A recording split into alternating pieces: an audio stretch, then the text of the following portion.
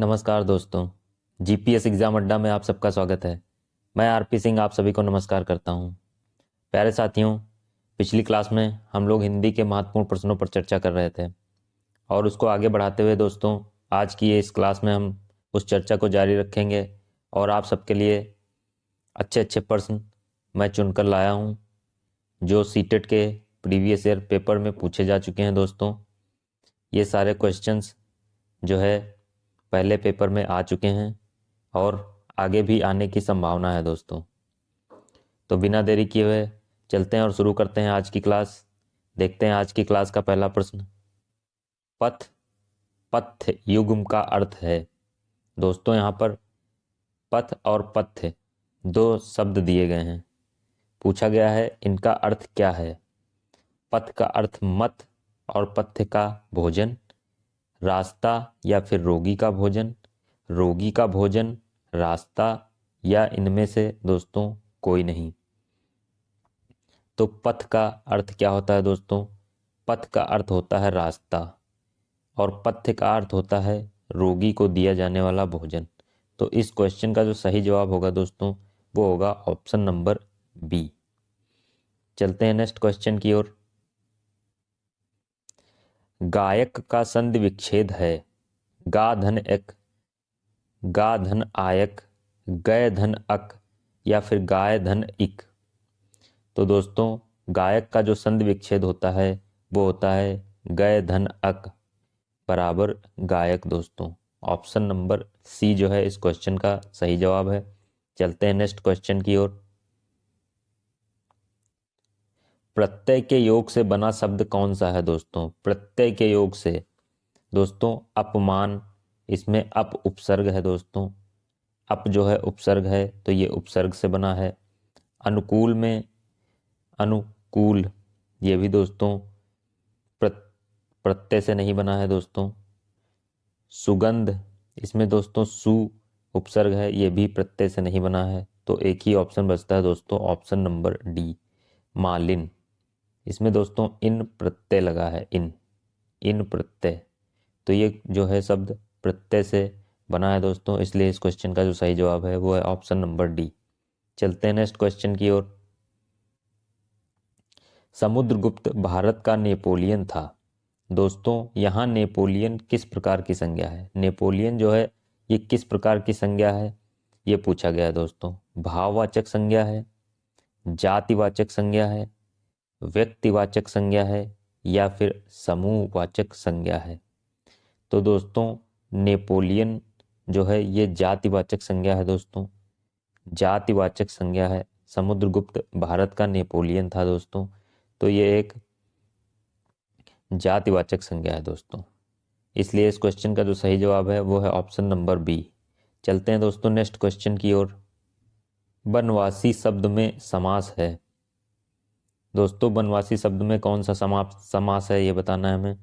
तत्पुरुष समास, कर्मधारय, द्विगु समास या फिर द्वंद्व समास?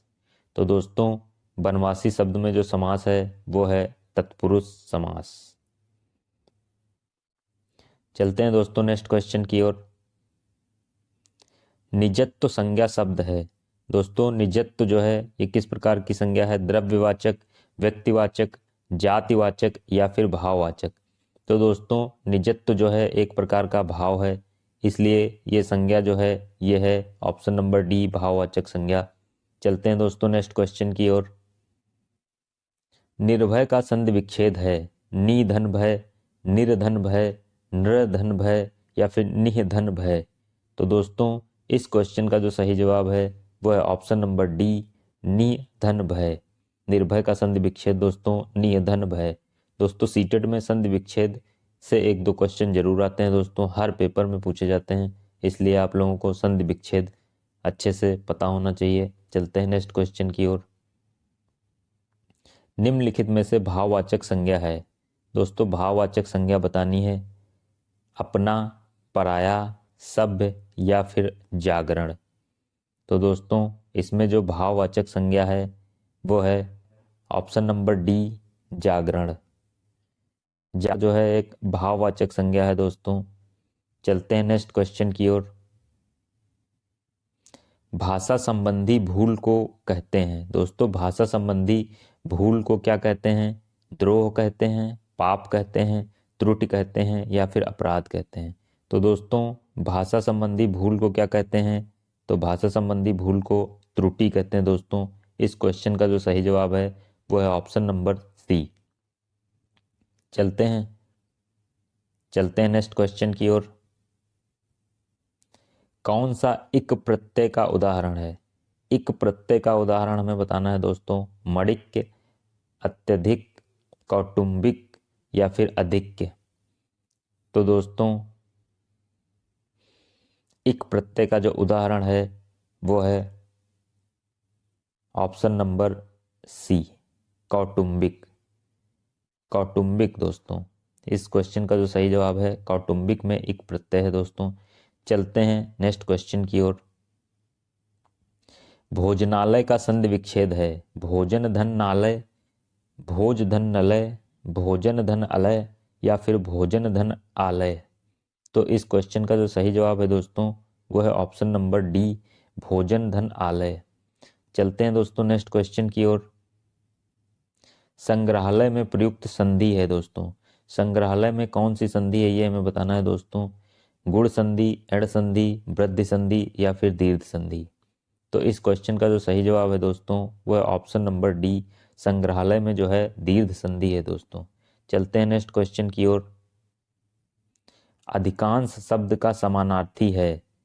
अधिकांश जो शब्द है इसका समानार्थी शब्द कौन सा है दोस्तों? कम, अधिक से अधिक, बहुत अधिक या फिर इनमें से कोई नहीं। तो दोस्तों अधिकांश जो है अधिक से अधिक के लिए प्रयोग में लिया जाता है दोस्तों। तो इस क्वेश्चन का जो सही जवाब है वो है ऑप्शन नंबर बी। चलते हैं दोस्तों नेक्स्ट क्वेश्चन की ओर। कठिन का विलोम है। कठिन का विलोम है हमें बताना है दोस्तों। कठिन का विलोम क्या है? पत्थर, दुर्गम, आसानी या फिर सरल। तो दोस्तों कठिन का जो विलोम शब्द है वो है सरल। चलते हैं दोस्तों नेक्स्ट क्वेश्चन की ओर।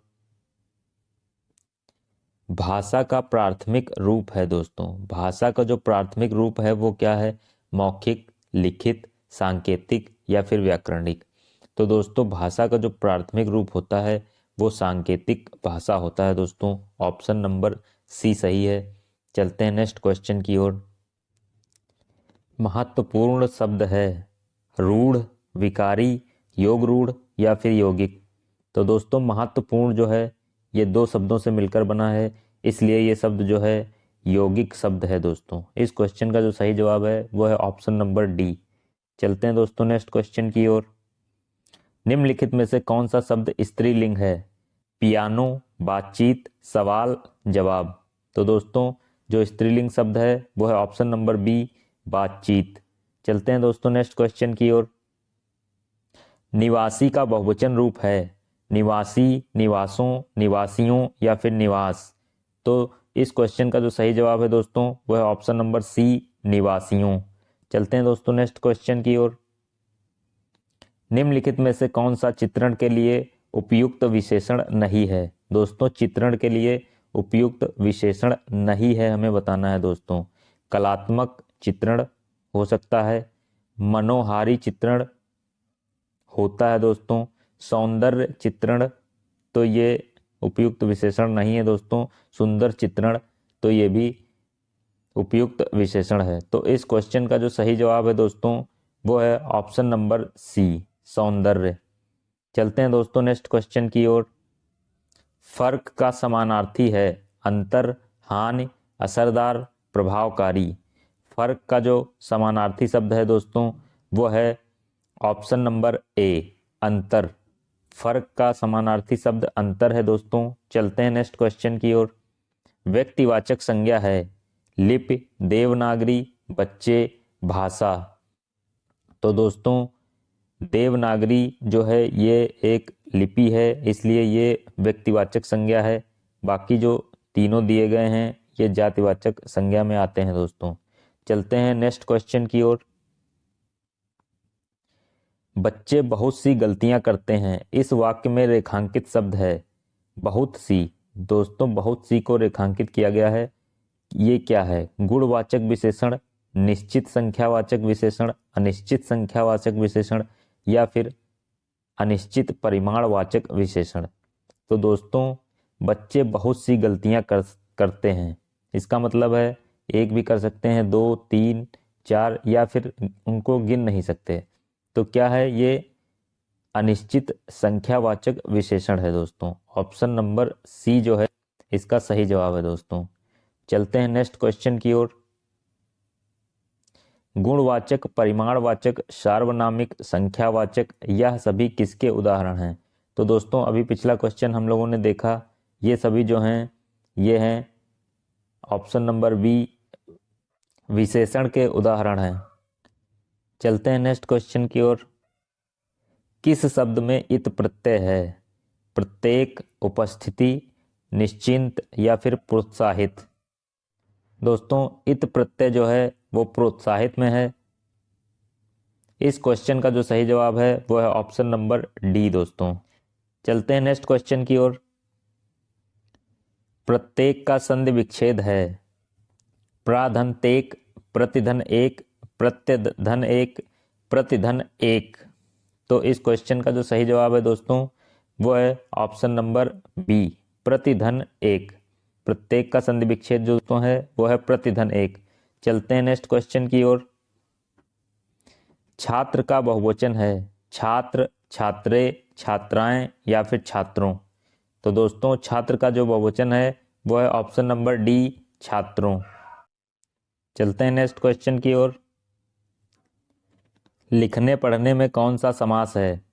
तत्पुरुष, कर्मधारय, द्वंद्व या फिर द्विगु? तो इस क्वेश्चन का जो सही जवाब है दोस्तों वो है ऑप्शन नंबर सी, द्वंद्व समास। चलते हैं दोस्तों नेक्स्ट क्वेश्चन की ओर। अपमान में उपसर्ग है उप, अप, अति या फिर अव? तो अपमान में जो उपसर्ग है दोस्तों वो है अप, ऑप्शन नंबर बी। चलते हैं दोस्तों नेक्स्ट क्वेश्चन की ओर। द्विगु समास का उदाहरण है पीतांबर, नवग्रह, यथाशक्ति, माता पिता।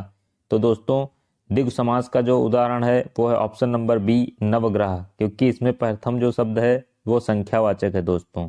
इसलिए इस क्वेश्चन का जो सही जवाब होगा वो होगा ऑप्शन नंबर बी दोस्तों। चलते हैं नेक्स्ट क्वेश्चन की ओर। हिंदी किस लिपि में लिखी जाती है? खरोष्ठी, ब्राह्मी, देवनागरी, गुरुमुखी? तो दोस्तों हिंदी लिखने की लिपि जो है वो है देवनागरी, ऑप्शन नंबर सी। तो दोस्तों ये था आज की क्लास का अंतिम प्रश्न। उम्मीद करता हूँ आज की क्लास आप सब लोगों को अच्छे से समझ में आई होगी। इसी आशा के साथ कि आप सब लोग अपनी तैयारी में व्यस्त होंगे, मैं आरपी सिंह आज की क्लास से विदा लेता हूँ। मिलता हूँ अगली क्लास में आगे के प्रश्नों के साथ। तब तक के लिए धन्यवाद, नमस्कार।